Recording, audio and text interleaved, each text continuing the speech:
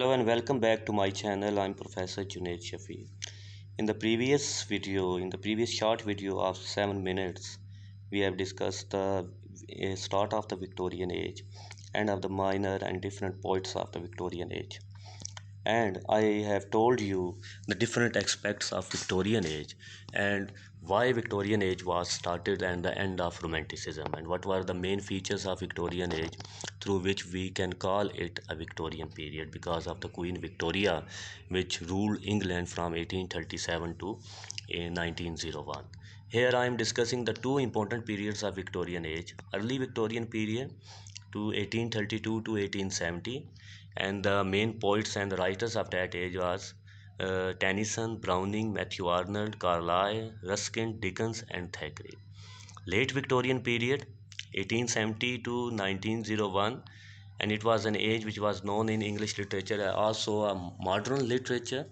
Modernism was also started from 1870.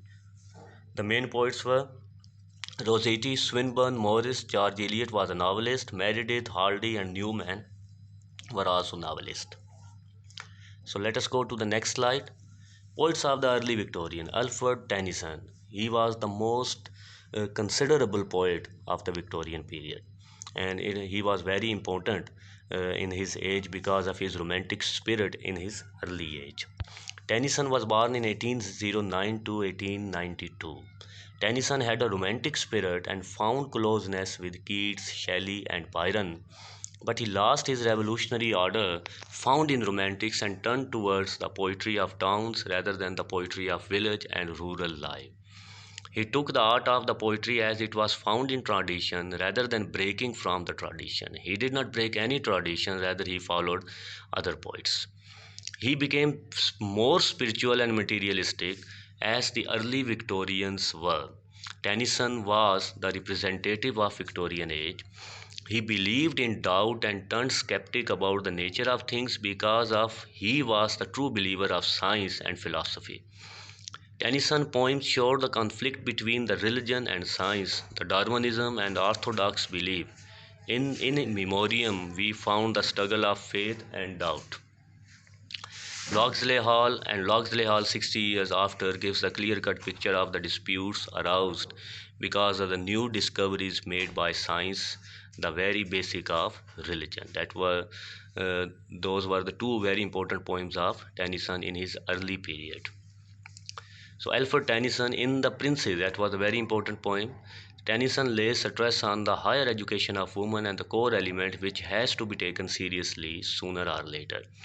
As you know, in Maud, Tennyson becomes patriotic and the son of the soil while writing on the Crimean War.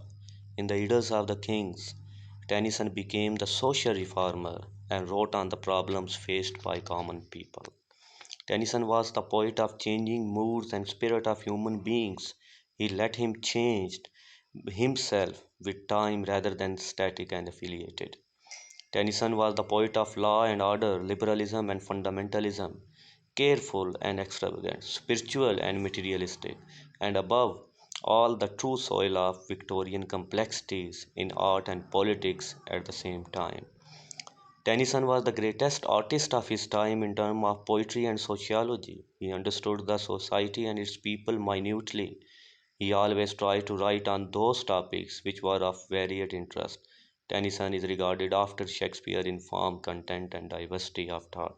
That was the brief introduction of Alfred Lord Tennyson, who was a very important figure in the Victorian age. So let us move to the next.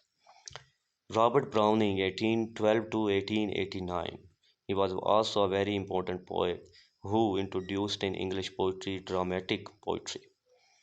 Browning is not ranked as great a poet as Tennyson, but after the death of Tennyson, he is considered superior to Tennyson because of his depth and originality.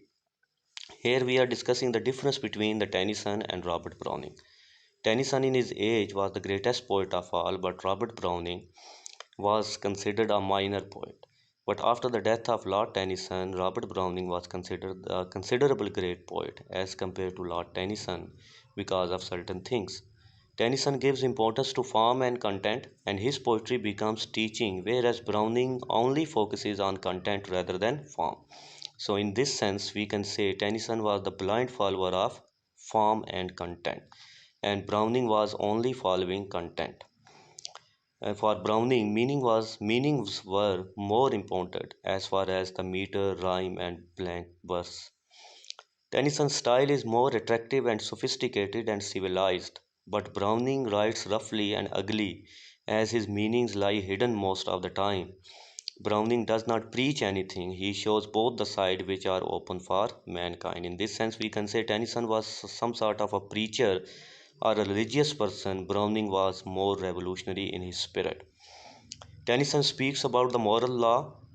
He also has a faith on arrangement of ideas and lying beneath the law of nature. Browning, on the other hand, believes in that fate is subordinate to human will. Because of this eminent will and optimism, Browning is far more superior to Tennyson. So, in this sense, Tennyson only touches Shakespeare in form and diversity of thought, but Browning is touching Shakespeare very nearly because Browning believed on the supremacy of character, not on fate. Tennyson is lyrical while Browning is dramatic. Browning himself becomes the central character in his poem, and that was the new thing happened in English poetry, that a writer or a poet becomes a central figure in his poem or poetry. So Matthew Arnold is the next poet. He was also known as a critic. Matthew Arnold was unlike to Tennyson and Browning. He came under the influence of Wordsworth as he disliked Keats and Shelley. He followed the standard of poetry which was serious and subtle. Arnold was the great critic of poetry. He also belonged to the rare category of critic who is a poet also. His poetry shows the conflict of the age with reason and doubt are the main forces behind that. He says that poetry is the criticism of life. That is a very important definition of poetry, which came from the pen of Matthew Arnold. Poetry is the criticism of life, and it should remain plain, smooth, simple, like the running of water, giving pleasure to everyone wherever it passes. His poetry is prosaic. He wrote in a prosaic manner that his poetry lacks the emotions and fervor of the romantic spirit. So, what happened next? Novelist of the early Victorian period.